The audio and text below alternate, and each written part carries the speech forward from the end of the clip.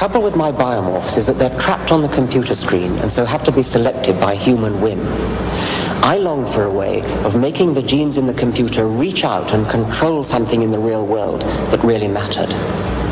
Little did I know that 20 years ago, Professor Rechenberg had done essentially that, only in those days he threw dice rather than using a computer. His problem was to find the shape of aerofoil that minimized the drag in a wind tunnel. So he got a hinged plate with 5 hinges that he called genes, and each gene has 51 different positions, so he could vary the shape of the hinge plate, the aerofoil, in the wind tunnel. And he wanted to evolve the ideal shape by Darwinian means. His colleagues scoffed a bit at this because they already knew that the right answer was a flat plane. But Rechenberg reasoned that if evolution could solve the problem for an easy case, maybe it could go on and solve really difficult problems where the solution was not yet known. His colleagues also worried that because there are 5 genes and each one has 51 different positions, there are nearly 350 million possible solutions because they thought that evolution works by blind chance. But Rechenberg did it properly by cumulative Darwinian evolution, and by that means he took a mere 30 generations to reach from an arbitrary starting point like this, breeding by random mutation in every generation. A mere 30 generations led to the optimal solution of a flat plane. As Rechenberg's windmills become more complicated in the future, human design will have to give way to Darwinian design. When engineers design structures like these, they use mathematical aids to make sure each component is the optimum shape. But as you start introducing variables like varying the profile of these blades and how close they are to the central rotor, those conventional techniques fare little better than simple trial and error.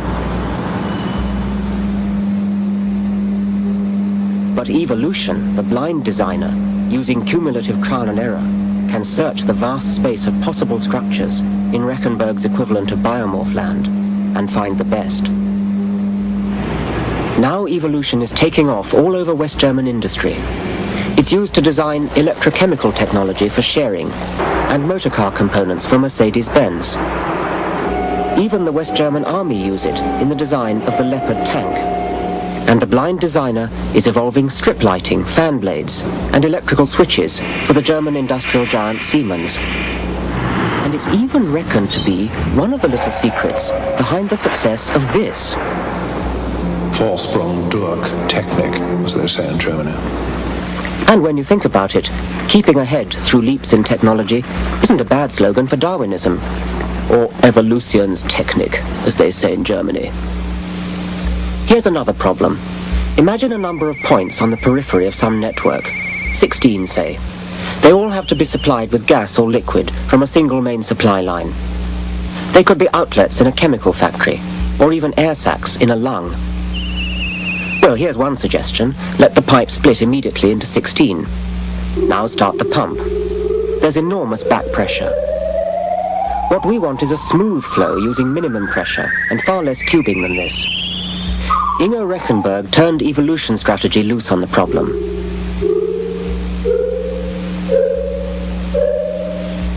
After 1,000 generations of mutation and selection, it's got to this, the optimum solution.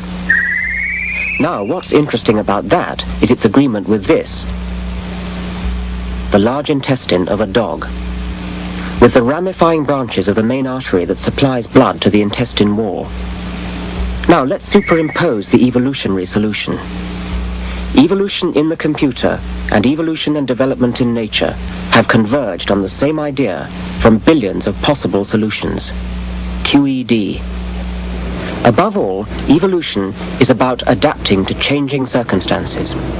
That's why Professor John Holland at the University of Michigan wants to use genetic evolution to program robots with brains that can cope with the unforeseen. True artificial intelligence.